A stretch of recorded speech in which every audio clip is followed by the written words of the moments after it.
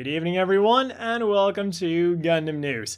Last week was a bit of a slow news week, but this week it's the complete opposite with a bunch of really cool announcements, so let's jump right into it.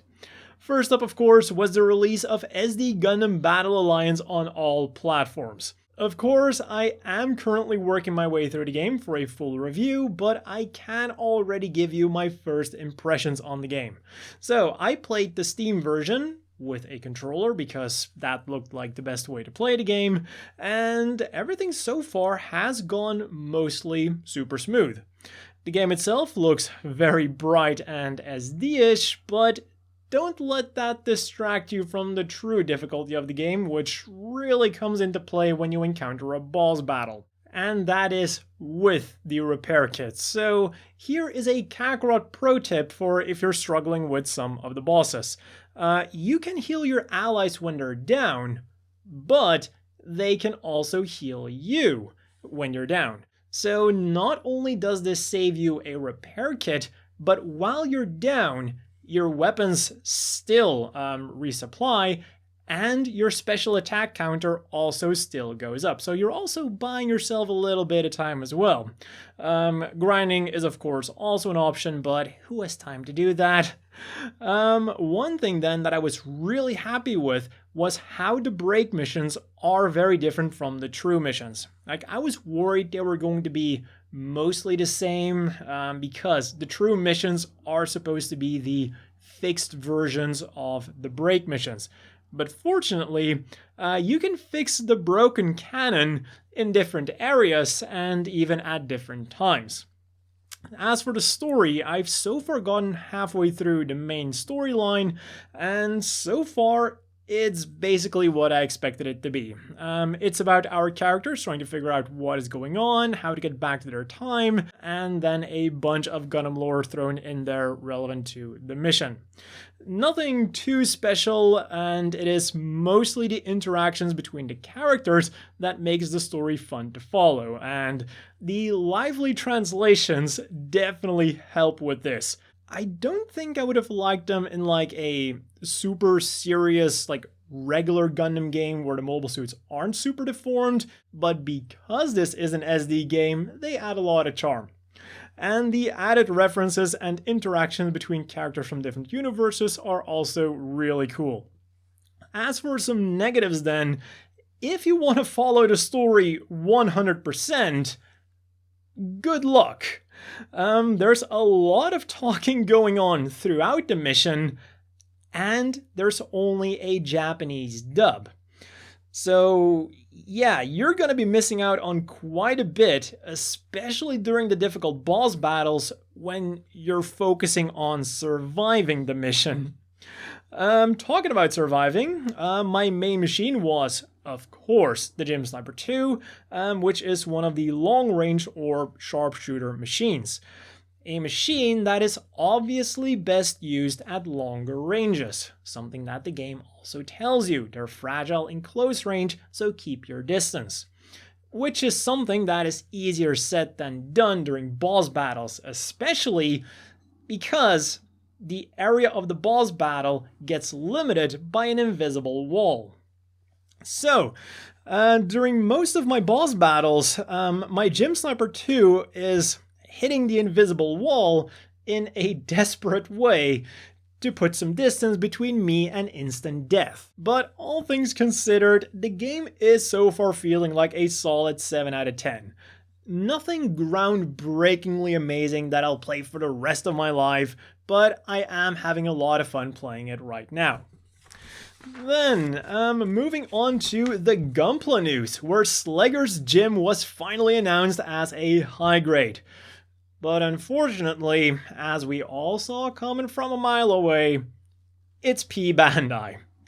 Reservations will start on August the 31st, which is probably also when we'll get all of the details about the kit. And since we're on the topic of P Bandai, the high-grade Universal Century Ball K-Type, 08th MS Team version, and the Ball Sharkmouth version will be getting a restock in February, with reservations having opened yesterday.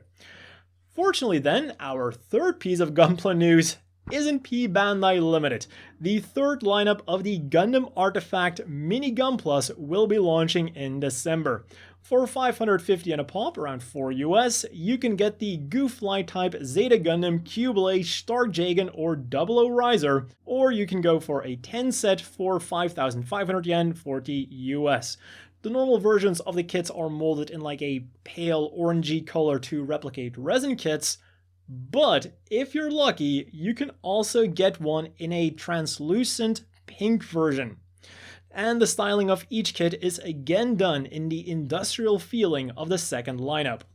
And finally, from the Gundam base comes the SDW Heroes Clear Color Set 2, which consists of the Arthur Gundam Mark III and the Caesar Legend Gundam for 1,980 yen, 15 US, and the SDW Heroes Cleopatra Q-Blade for 770 yen, 6 US, both of which will be releasing on the 27th.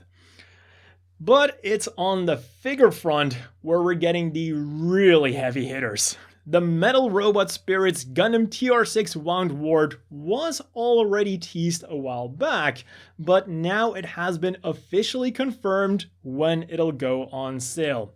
Pre-orders will open on September the 8th, which is also when we'll be getting more information on the thing, including the transformation.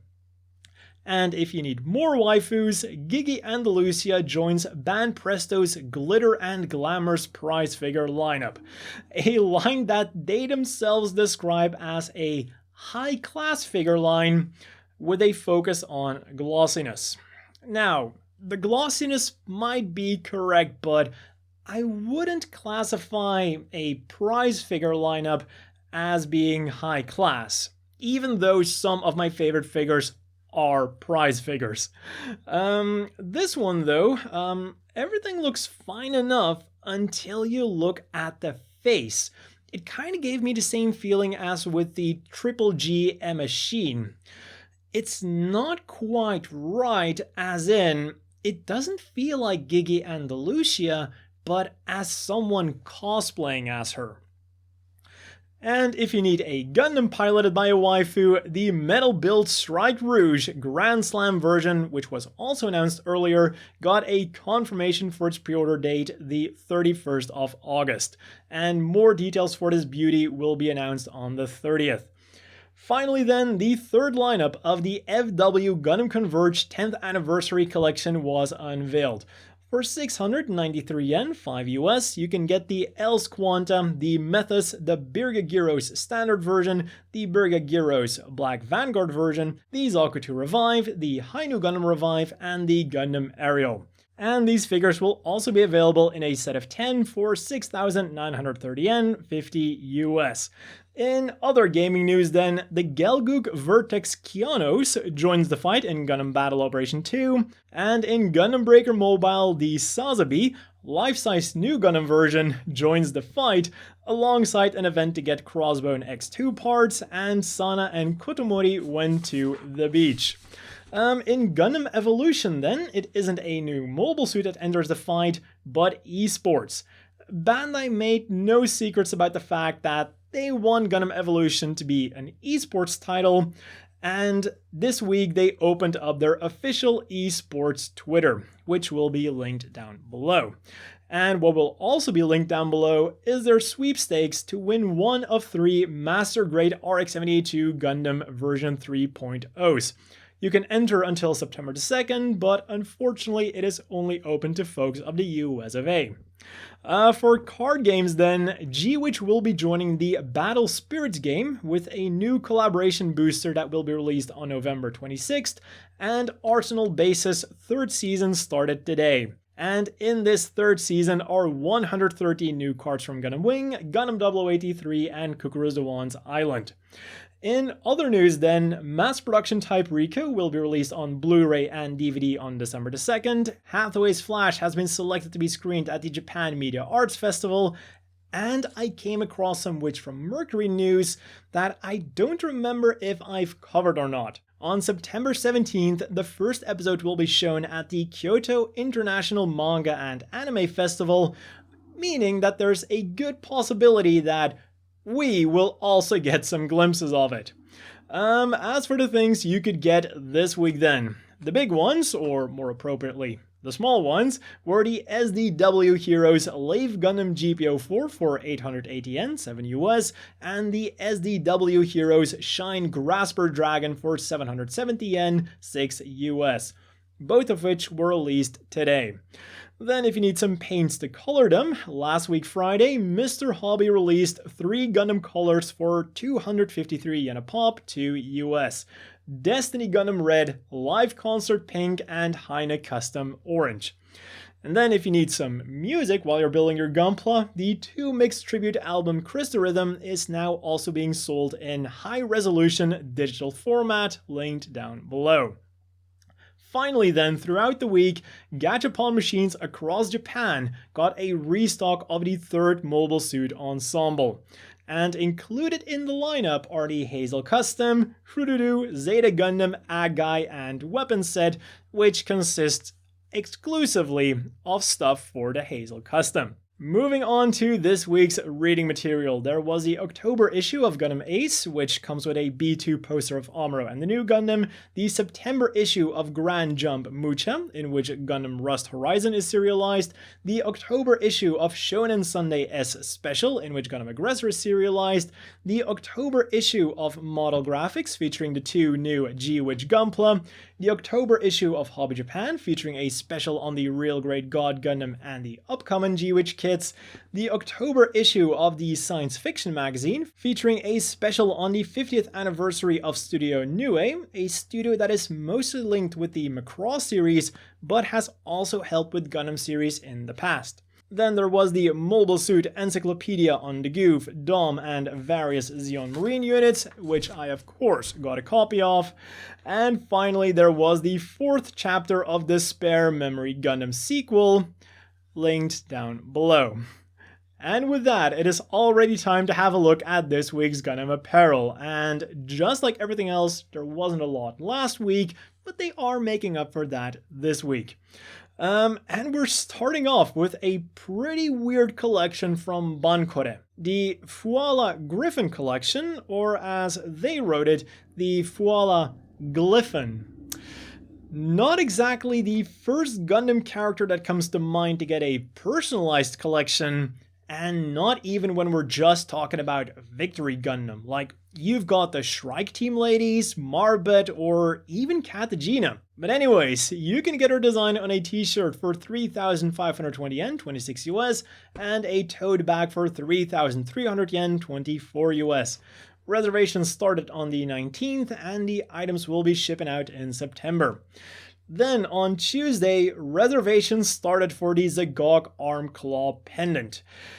And this is one of those things that sounds good in theory and on paper, but once you actually get the product, it doesn't quite end up so well. Like, I can be the only one who sees this image and sees a tooth on a pendant instead of the Zagok's claw on a pendant.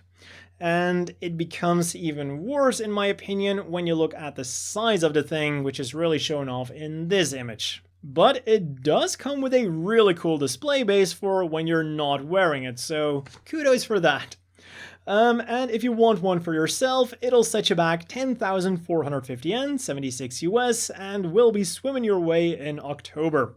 One day later then, the acrylic logo display X Gundam UC went up for pre-order for 3,080 yen, 23 US, and will also be shipping in October. And then finally for Bankore, we get yet another Kukuru's Dawan's Island collection. 4,400 yen, 23 US, gets you a cap styled after the one that Amuro borrowed from Dawan. 3,850 yen, 28 US, a muffler towel with a case. 19,800 yen, 145 US, a long wallet. 16,500 yen, 120 US, a bifold wallet. And 9,900 yen, 73 US, gets you either a business card case, a pass case, or a key case. The muffler towel will be shipping out in October and the rest in December. And if you need yet more Kukura's the One's island stuff in your life, Strict G has you covered because last week Friday they launched a big collaboration collection with 3 different brands. In collaboration with New Era, there was the 930 to 1 Zaku cap for 6,380 yen, 47 US. In collaboration with May, there was the Dewan Zaku backpack for 17,380 yen, 127 US. And in collaboration with Spingle Move, there were the Dewan Zaku leather sneakers for 23,100 yen, 170 US. And let's wrap up this week's Gundam news with some polls. With Zeta Gundam getting a rerun on the Animax channel, Gundam.info wanted to know which site we joined during the Gryps War, and we get some interesting results at the top. All the way in last place, we of course get the Titans with only 50 votes so far. Zeta Gundam wasn't quite as subtle about who the bad guys were as the original Gundam series. And then in third place, with twice as many votes, we have Axis, the slightly less evil bad guys, at least until Double Zeta Gundam came around. And then we have the big competition between the Ayug and Karaba for first place. And here the question on who to join becomes more difficult. Currently, Karaba is in second place with 215 votes, and the Ayug in first with 251 votes. But even though they're on the same side, each of them does have their own pros and cons. Traditionally, it's said that Karaba is like the sister organization of the Ayug, but then for the Earth and with less funding, so purely in that sense, the Ayug sounds like the obvious choice. But then when you look at how badly the Ayug gets roughed up, and how Karaba eventually got better machines like the Gym 3 and the Zeta Plus series, I think I'm gonna be joining Karaba with a Zeta Plus, please. And then finally, we have the results of the which character would we like for the next Gundam Military Generation action figure poll.